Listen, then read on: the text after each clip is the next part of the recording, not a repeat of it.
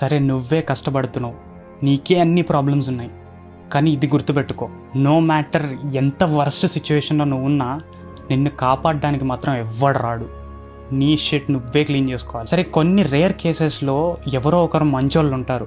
If you have someone like that you are extremely lucky. ఈ reel వాళ్ళకి share చేసి thank you చెప్పుకో. కానీ ఇంకా మిగతా సిచ్యువేషన్ అన్నిట్లో నువ్వు ఎంత ప్రాబ్లమ్స్లో ఉన్నా నువ్వే సాల్వ్ చేసుకోవాలి. బ్రో నాకు అసలు ఏమీ తెలియదు ఎలా సాల్వ్ చేసుకోవాలో అంటే, నీకు తెలిసింది నువ్వు ట్రై చేయి. నువ్వు తీసుకునే ప్రతి స్టెప్కి నువ్వు కొత్త విషయం నేర్చుకుంటావు, కొత్త రియలైజేషన్ వస్తుంది.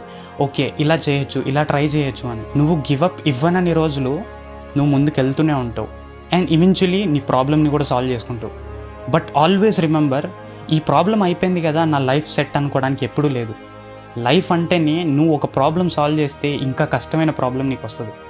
మరి అలా అని గివప్ ఇచ్చేయాలా? లేదు. బికాజ్ నువ్వు ఎన్ని ప్రాబ్లమ్స్ అయితే సాల్వ్ చేస్తూ పోతావో అంత బెటర్ అవుతూ ఉంటుంది లైఫ్.